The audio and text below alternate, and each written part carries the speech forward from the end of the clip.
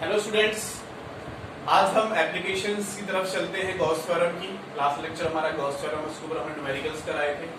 आज हमारा टॉपिक है एप्लीकेशंस ऑफ गॉस थ्योरम और उसकी जो फर्स्ट एप्लीकेशन हमारी आती है वो हम पढ़ रहे हैं electric field intensity of to an infinite long straight uniformly charged wire. एक यूनिफॉर्मली चार्ज वायर है, उसकी वजह से हमें electric field intensity find out करनी है। तो देखो हमने लेट किया कि ये हमारे पास एक यूनिफॉर्मली चार्ज वायर है और इस यूनिफॉर्मली चार्ज वायर पर पॉजिटिव चार्ज हमने रखा हुआ है। इनफाइनाइटली चार्ज वायर है तो इधर भी बढ़ रहा है, इधर भी बढ़ रहा है। लेट कर लेते हैं कि हमने इसका इतना पोर्शन एज्यूम किया है। तो जो वायर होता है वो लाइक ए सिलेंडर एक्ट करता है। जो वायर होता है वो एक सिलेंडर की तरह एक्ट करता है। तो हमने लेट किया कि ये हमारे पास एक सिलेंडर बना और इस सिलेंडर की जो लेंथ है यहां से यहां तक L है। ठीक है, हम लेट कर रहे हैं let linear charge density, let linear charge density of wire is lambda. इस वायर की लीनियर चार्ज डेंसिटी हमने लेट की है लैम्डा है। ठीक है, तो आपको पता है जो लैम्डा है वो क्या होता है Q बाई एल। तो यहां पर जो चार्ज हो जाएगा वो क्या हो जाएगा लैम्डा इंटू एल। ठीक है, इसका चार्ज एल लेंथ पर जो चार्ज होगा, चार्ज हमारा पॉजिटिव है इनफाइनाइट वायर पर इस टाइप से रखा हुआ है।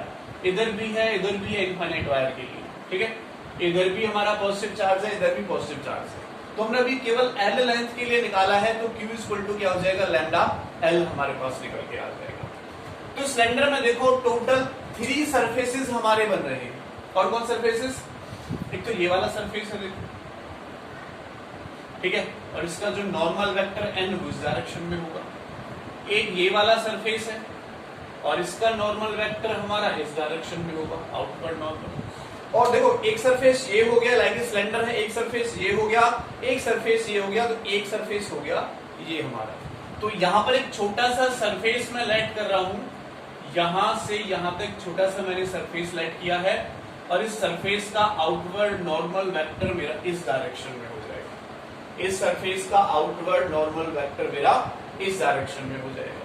ठीक है, और इसकी जो रेडियस है यहां से यहां तक वो लेट कर रहे हैं, रेडियस है इसकी r। ठीक है, यहां से यहां तक जो रेडियस है इसकी वो कितनी है r। अब देखो मेरे पास 3 सरफेसेस बने, फर्स्ट सरफेस, ये सेकंड सरफेस और ये वाला थर्ड सरफेस। अब अगर मैं गॉस थ्योरम अप्लाई करता हूं सेकंड एंड फर्स्ट सरफेस के लिए, applying Gauss theorem for first and second surface, first surface के लिए एंड सेकंड सरफेस के लिए, तो क्या होती है Gauss theorem? E dot ds is equal to Q by epsilon naught. अगर मैं इसके E डॉट ds को ओपन करता हूं तो E ds cos 0 डिग्री आएगा और cos 0 किसके बीच में होता है? सरफेस के नॉर्मल के बीच में और इलेक्ट्रिक फील्ड के बीच में। तो देखो यहां से जो इलेक्ट्रिक फील्ड इंटेंसिटी होगी वो इस डायरेक्शन में होगी। अब इस डायरेक्शन में हमारी इलेक्ट्रिक फील्ड इंटेंसिटी नहीं होगी क्योंकि जो वायर है वो थिन वायर हमने लिया, इनफाइनाइटली ऐसे इंक्रीज होता जा रहा है, उस पर चार्ज रखा हुआ। तो चार्ज से इधर होगी, इधर होगी, चारों तरफ होगी इस डायरेक्शन में, लेकिन इस डायरेक्शन में इलेक्ट्रिक फील्ड ऐसी डायरेक्शन नहीं होगी, इधर नहीं होगी। इनफाइनाइट वायर वैसे थिन वायर है। अगर यहां पर चार्ज रखा होता तब इलेक्ट्रिक फील्ड इस डायरेक्शन में होती। चार्ज रखा हुआ इस वाले सरफेस पर तो ऐसे आउटवर्ड होगी हमारी। ठीक है, तो नॉर्मल वेक्टर इसके लिए इधर, इसके लिए इधर, इलेक्ट्रिक फील्ड हमारी इधर है तो एंगल क्या आएगा 90 डिग्री का। तो cos 90 degree equal to Q by epsilon naught. ठीक है, cos 90 पे 0, तो इलेक्ट्रिक फील्ड इंटेंसिटी इन दोनों सरफेसेस के लिए क्या हो जाएगी 0, इस वाले सरफेस के लिए भी और इस वाले सरफेस के लिए भी। हमारी जो इलेक्ट्रिक फील्ड इंटेंसिटी निकल कर आई वो कितनी आई 0 निकल गई। ठीक है, अब हम गॉस थ्योरम अप्लाई करते हैं थर्ड वाले सरफेस के लिए। Applying Gauss theorem for third surface,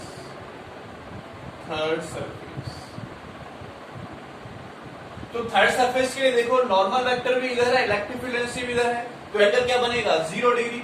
तो मैं डायरेक्ट पुट कर रहा हूं यहां पर E D S cos 0 degree equal to Q by epsilon naught.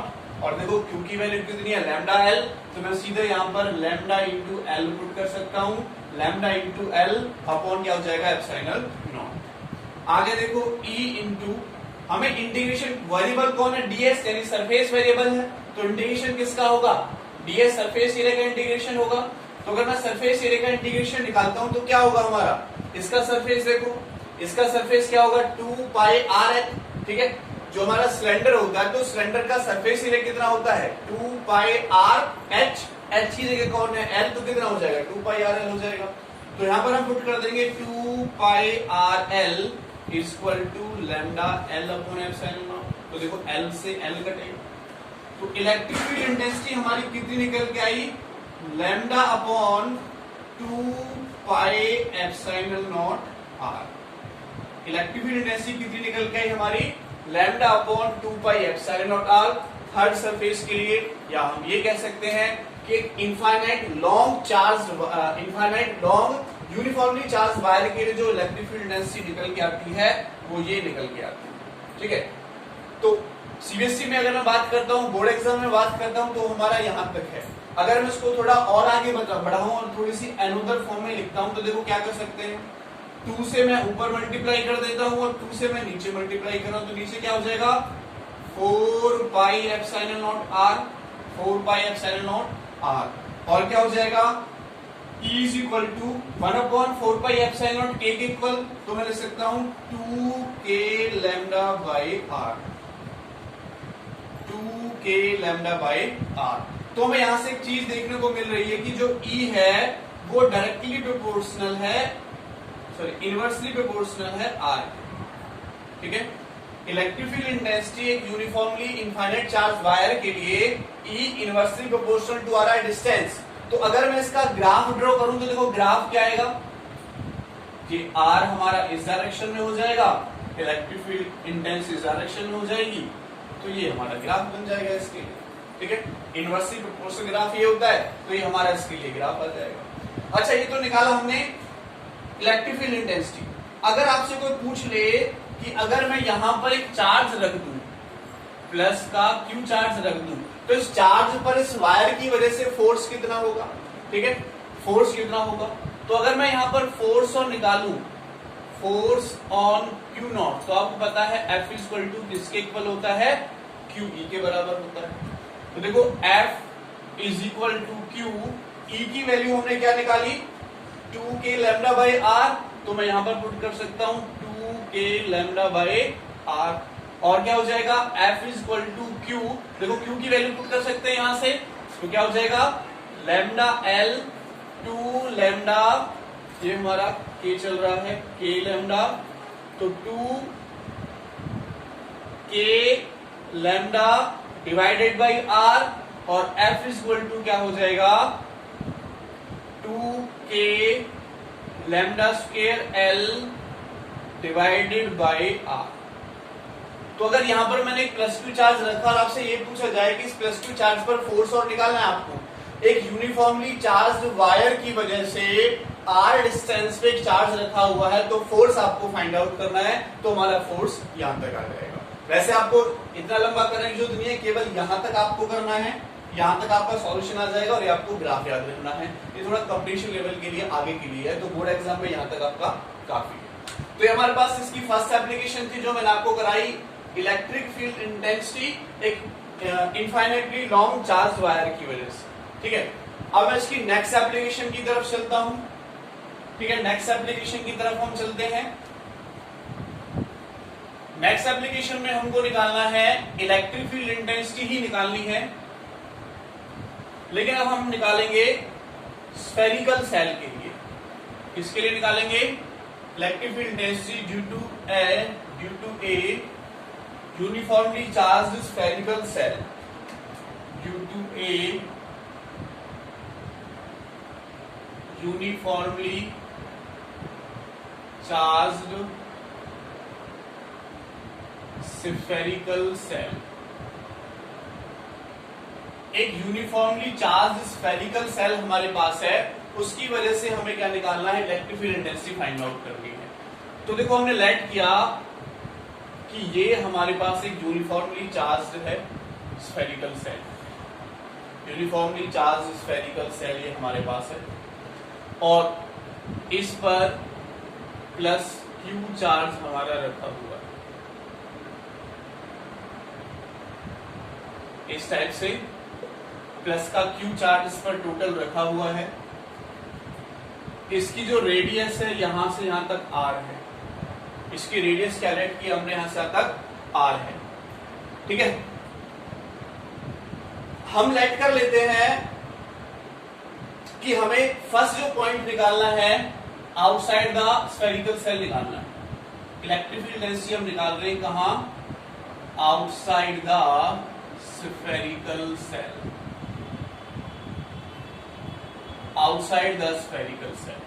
तो देखो अगर मैं आउटसाइड द स्फेरिकल सेल की बात करता हूं तो आउटसाइड द स्फेरिकल सेल मान लेते हैं एक ये वाला पॉइंट है पी पॉइंट, इस पी पॉइंट पर मुझे निकालना है। तो हम एक गॉसियन सरफेस सेलेक्ट कर लेते हैं कि यहां पर हमारे पास एक सरफेस है, गॉसियन सरफेस, जिसकी रेडियस है यहां से यहां तक आर, ठीक है। एक स्फीयर हमने लेट किया यहां से यहां तक, और इस पे इलेक्ट्रिक फील्ड इंटेंसिटी इस डायरेक्शन में होगी और इसका नॉर्मल वेक्टर इस डायरेक्शन में होगा।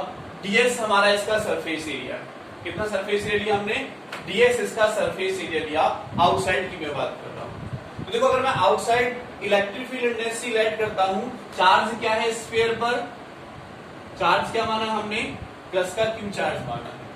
तो अगर मैं इलेक्ट्रिक फील्ड इंटेंसिटी निकालता हूं, electric field intensity at point P, तो कितना होगा देखो, E is equal to, Gauss theorem की एप्लीकेशन कर रहे हैं हम, तो फ्रॉम गॉस थ्योरम, तो गॉस थ्योरम की वजह से देखो क्या फॉर्मूला है, E dot ds is equal to Q by epsilon naught, ठीक है। गॉस थ्योरम का ये फॉर्मूला है, E dot ds is equal to Q by epsilon naught. तो देखो E हमें निकालना है, क्या निकालना है हमें, E निकालना है, डॉट को ओपन करेंगे तो क्या आ जाएगा, E ds cos 0 degree equal to Q by epsilon naught integration, surface area कितना हो जाएगा इसका, तो इस यहां पर निकाल रहे हैं, इसकी रेडियस कितनी, यहां से तक स्मॉल आर है, तो सरफेस एरिया क्या हो जाएगा 4πr², इंटीग्रेशन किसका हो रहा है, सरफेस एरिया का। तो टोटल सरफेस एरिया अगर मैं स्फीयर का मानता हूं जो हमारी जिसकी रेडियस स्मॉल आर है, तो क्या हो जाएगी 4πr² equal to Q by epsilon naught, and which implies that E is equal to Q by 4π epsilon naught r²। और आपको याद हो तो यही इलेक्ट्रिक फील्ड इंटेंसिटी हमारी आती थी जब हम एक पॉइंट चार्ज लेते थे, पॉइंट चार्ज लिया, पॉइंट चार्ज से r डिस्टेंस पर भी यही इलेक्ट्रिक फील्ड इंटेंसिटी आती थी जो हम अब तक यूज करते हुए आए। इसका मतलब क्या है, इसका मतलब क्या है, एक स्फेरिकल सेल ऐसे एक पॉइंट चार्ज की तरह एक्ट कर रहा है अगर मैं किसी इलेक्ट्रिक फील्ड इंटेंसिटी की बात करता हूं outside the spherical shell. Outside the spherical shell कैसे एक्ट कर रहा है, एक पॉइंट चार्ज की तरह एक्ट कर रहा है, ठीक है। ये चीज आप याद रखेंगे, ये हमने फर्स्ट केस लिया था। अब मैं यहां पर सेकंड केस ले लेता हूं। मान लेते हैं पी पॉइंट हमारा यहां पर है, ठीक है, पी पॉइंट सरफेस पर है, तो मैं लेट कर रहा हूं eight the surface of spherical shell, surface of spherical shell. तो अगर मैं स्फेरिकल सेल के सरफेस की बात करता हूं कि स्फेरिकल सेल के सरफेस पर कितना होगा, तो अगर मैं सरफेस की बात करता हूं तो सरफेस पर हमारी एक ही कंडीशन है कि ये कैपिटल आर, देखो इस स्मॉल आर मेरा कैपिटल आर के बराबर हो जाएगा, स्मॉल आर किसके बराबर हो जाएगा, कैपिटल आर के बराबर हो जाएगा। तो सरफेस पर, एक सेकंड में डाल लेता हूं, तो सरफेस पर जो हमारी इलेक्ट्रिक फील्ड इंटेंसिटी होगी वो केवल क्या होगा, स्मॉल आर इक्वल टू क्या हो जाएगा, कैपिटल आर के बराबर हो जाएगा। At the surface of the shell small r is equal to किसके है, कैपिटल आर के।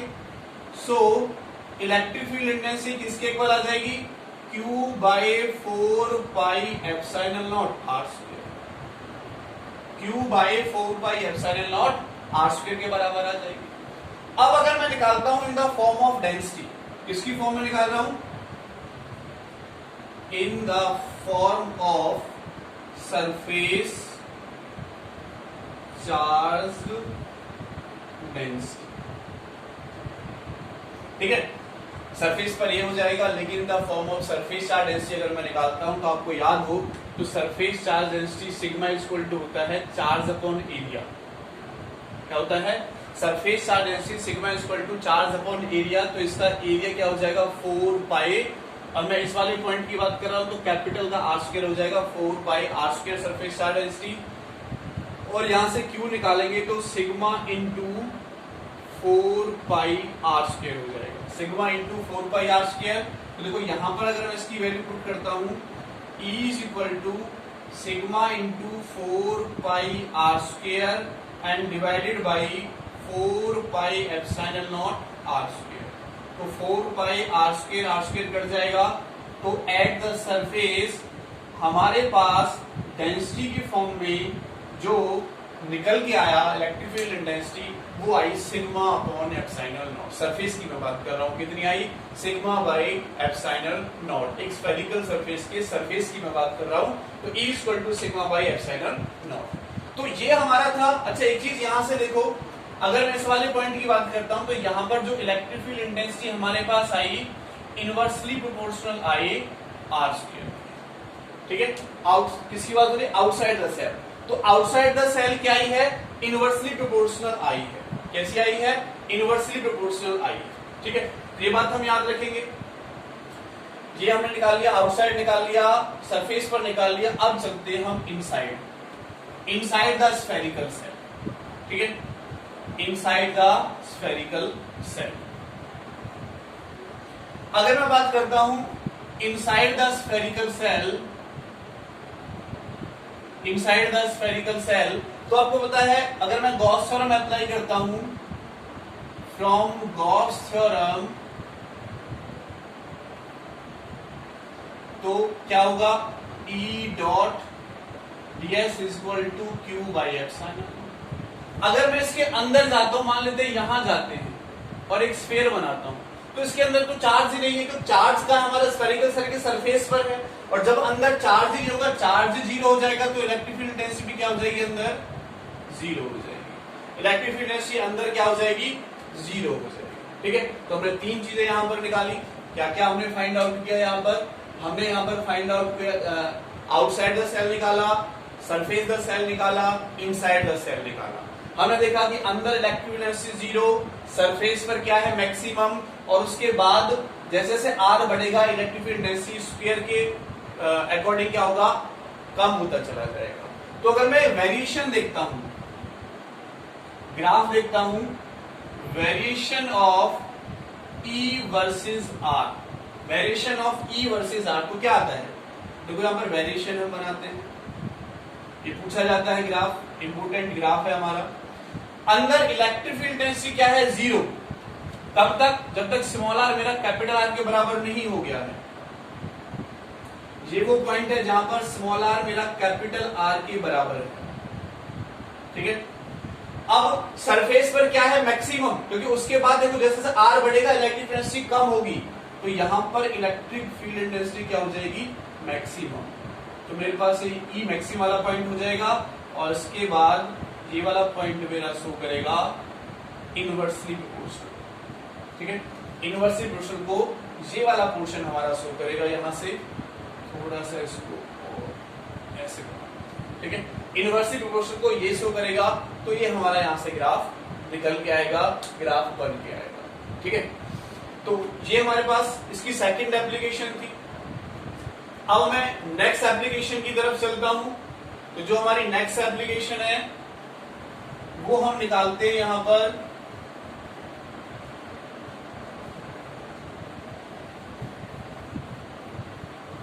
Electric field intensity due to a uniformly charge non conducting sphere, uniformly charged non conducting solid sphere, uniformly charged non conducting solid sphere, ठीक है, non conducting solid sphere. तो हमने late किया कि ये हमारे पास एक स्फीयर है नॉन कंडक्टिंग। कंडक्टिंग में और नॉन कंडक्टिंग में क्या डिफरेंस होता है? देखो, कंडक्टिंग स्फीयर को अगर मैं चार्ज देता हूं तो उसका जो चार्ज होता है वो हमारा धीरे धीरे करके आउटर सरफेस पर आ जाता है। लेकिन देखो, अगर मान लीजिए सॉलिड स्फीयर है, सॉलिड स्फीयर में मैंने क्या किया, उसको ऐसे चार्ज दिया,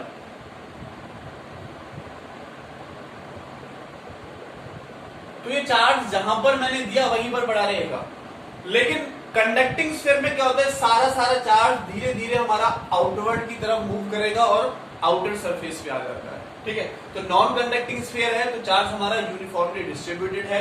हम लेट कर लेते हैं कि इस पर जो चार्ज है वो हमारा Q है। चार्ज कितना है इस पर हमारा?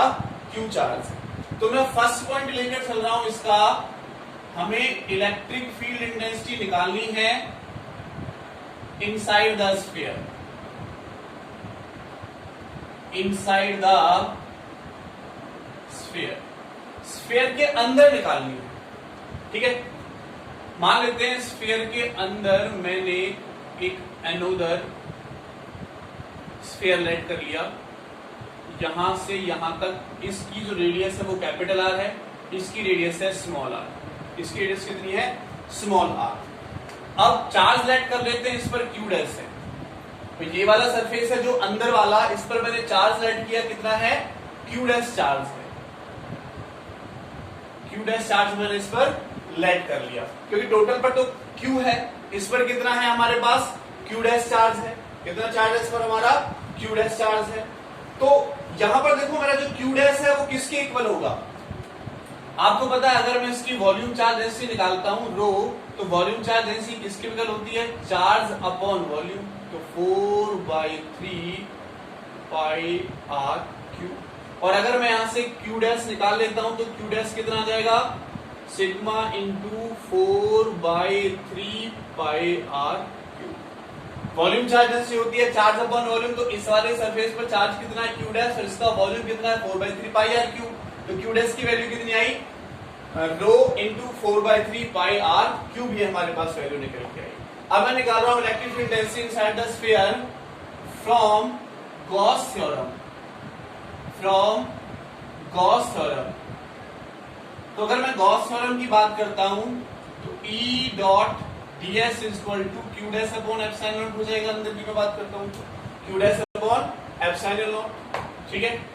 और देखो इसको अगर मैं आगे सॉल्व करूं तो एक छोटा सा मैंने सरफेस लेट किया, यहां पर इतना मैंने सरफेस लेट किया है, ds, इसका नॉर्मल वेक्टर n इधर, और इलेक्ट्रिक फील्ड इंटेंसिटी की डायरेक्शन भी कहां हो जाएगी? इस डायरेक्शन में हो जाएगी। तो एंगल क्या बनेगा? 0 डिग्री।